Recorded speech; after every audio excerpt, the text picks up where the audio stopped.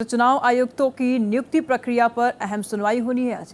पिछली सुनवाई में सुप्रीम कोर्ट ने सवाल उठाया था, एक कैबिनेट मंत्री पीएम के खिलाफ कैसे जा सकता है?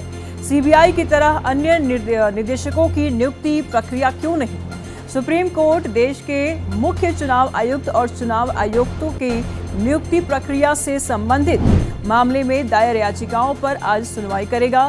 पिछली सुनवाई में कोर्ट ने कहा था कि एक कैबिनेट मंत्री प्रधानमंत्री के खिलाफ जा ही नहीं सकता है, जबकि सभी नियुक्तियों पर फैसला 2/3 के बहुमत से ही होता है। कोर्ट ने टिप्पणी करते हुए कहा था कि जब सीबीआई निदेशक की नियुक्ति प्रक्रिया में सीजेआई शामिल नहीं होते हैं,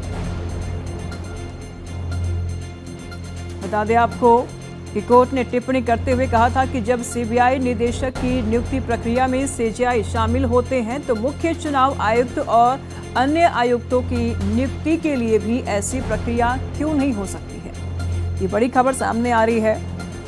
मामला मुख्य चुनाव आयुक्त और चुनाव आयुक्तों की नियुक्ति प्रक्रिया से जुड़ा हुआ है। तमाम जानकारी के लिए हमारे सहयोगी गोपाल कृष्ण इस वक्त हमारे साथ बने हुए हैं। गोपाल, क्या लगता है आज की सुनवाई में सुप्रीम कोर्ट क्या कोई नया संदेश, कोई नया निर्देश दे सकता है?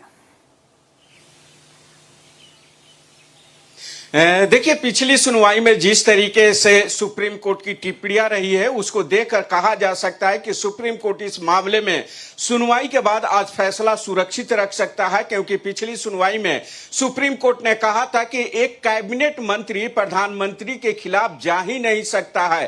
तो 2-1 की प्रक्रिया से जो है नियुक्ति तय है और हर मामले में यह होगा।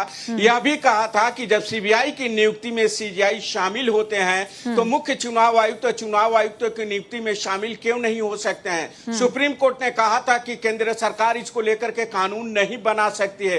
तो ये तमाम टिप्पणियां सुप्रीम कोर्ट ने की थी और वहीं केंद्र सरकार के तरफ से कहा गया था कि सरकार ने जो कानून बनाया है बिल्कुल सही है, उसमें किसी प्रकार की कोई गलती नहीं है, लिहाजा केंद्र सरकार के कानून का पालन होना चाहिए। अब आज सुप्रीम कोर्ट इस मामले में सुनवाई करेगा, क्योंकि जया ठाकुर ने सुप्रीम कोर्ट में याचिका दायर की थी और उन्होंने कहा था कि सीजेआई को नियुक्ति से बाहर कर दिया गया है, लिहाजा इस मामले में सुप्रीम कोर्ट केंद्र सरकार द्वारा लाए गए कानून को रद्द करे। जी।